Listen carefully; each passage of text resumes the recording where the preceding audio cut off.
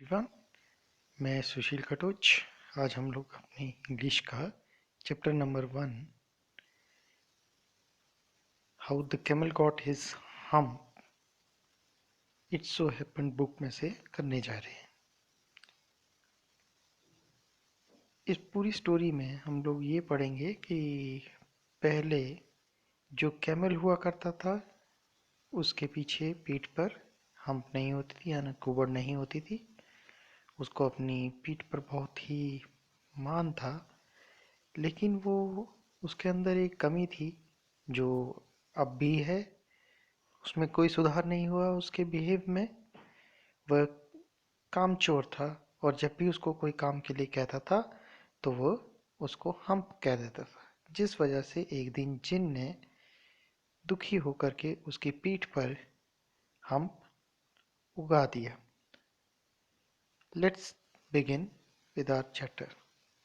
The world has just begun and the animals were working for humans. अभी अभी संसार की शुरुआत हुई थी और जानवरों ने मनुष्य के लिए काम करना शुरू किया था। There was one lazy animal that did nothing and said nothing but hump. और वहाँ पर एक सुस्त जानवर था जो ना कुछ करता था और सिर्फ एक ही बात कहता था, हम।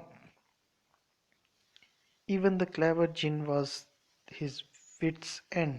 और जो बहुत चतुर जिन था वो भी बड़ा इससे दुखी था। इन द बिगनिंग, देख लीजिए यहाँ पर डी जिन लिखा गया है। डी जिन नहीं पढ़ेंगे आप लोग, इसको जिन पढ़ेंगे। जिन, जिनी, ये सब एक ही बात होती है। In the beginning when the world was new and the animals were just beginning to work for man. शुरुआत में, जब अभी संसार की शुरुआत हो रही थी और जानवरों ने मनुष्यों के लिए काम करना शुरू किया था।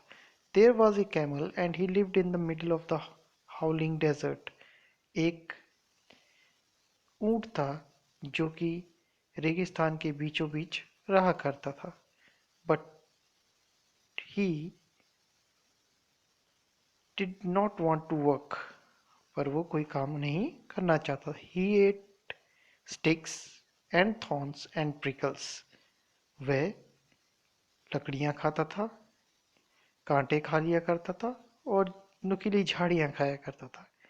And when anybody spoke to him, he said hump. और जब भी कोई उससे बात करता था वो सिर्फ hump कहता था। just hump, सिर्फ और सिर्फ hump. and no more, और उसके सिवाय कुछ भी नहीं। Presently the horse came to him on Monday morning with a saddle on his back and said, Camel, oh camel, come out and trot like the rest of us.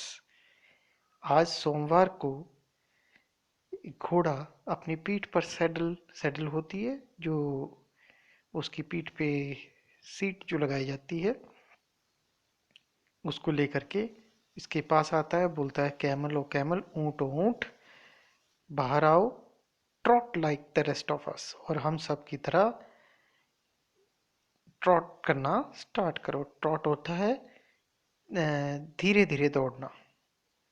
Hump said the camel, camel ने उस घोड़े को hump कह के हटा दिया। And the horse went away and told the man, और horse चला गया और उसने उस आदमी को बताया जिसने उनको काम दिया था। Presently the dog came to him, और आज के दिन कुत्ता उसके पास आया था। With a stick in his mouth and said, अपने मुंह में लकड़ी रख के उसके पास आया था और उससे कहा, camel O camel, come and fetch and carry like the rest of us. आओ, हे ऊंट ओ ऊंट, आओ, लेके आओ और हम सब की तरह लेके चलो जैसे हम बाकी लेके जा रहे हैं। Hump said the camel and the dog went away and told the man. उसने फिर से हम्प कहा, कुत्ता गया, उसने आदमी को बता दिया जा करके। Presently the ox came to him, अब उसके पास बैल आता है। With yoke on his neck, अपनी उसकी गर्दन पे योक। योक घोड़े की जो संगल होती है उसको बोला जाता है। एंड सेड, उसने कहा, camel O camel, come and plough like the rest of us. आओ, हम सब की तरह खुदाई करो, क्योंकि ये क्या करता है, जो खुदाई करता है खेतों की। उसने इसको बोला आओ हम सब की तरह ये करो। Hump said the camel and the ox went away and told the men. उसने फिर से उसको हम्प कह दिया, ऑक्स गया, उसने आदमी को बताया। At the end of the day, the man called the horse and the dog and the ox together. और दिन के अंत में आदमी ने तीनों को बुलाया और बोला, O three, I am very sorry for you.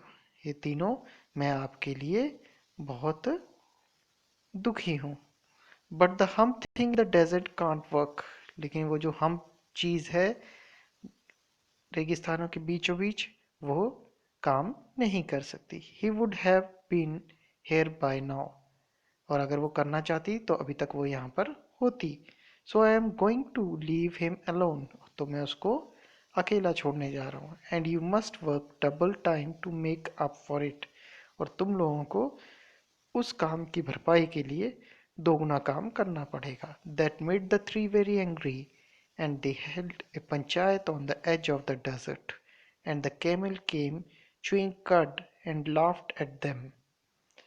और फिर इससे दुखी होकर उन तीनों ने रेगिस्तान के एज पे पंचायत बुलाई, और तब वहाँ पर कैमल जो था, ऊंट जो था, वो अपनी जगाल करते हुए हंसते हुए वहाँ पर आया। Then he said humph and went away again, और उसने फिर से हम्प कहा और चला गया। Presently there came along the jinn who was in charge of all desert rolling in a cloud of dust. तभी वहां पर जिन आया जो पूरे के पूरे रेगिस्तान का इंचार्ज था।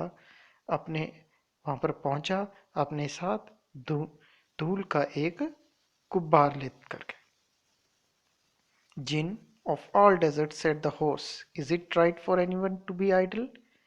घोड़े ने पूछा, हे जिन, पूरे रेगिस्तान के जिन, क्या ये किसी के लिए अच्छा है कि वो बेकार रहे? Certainly not, said the जिन, बिल्कुल नहीं, जिन ने कहा।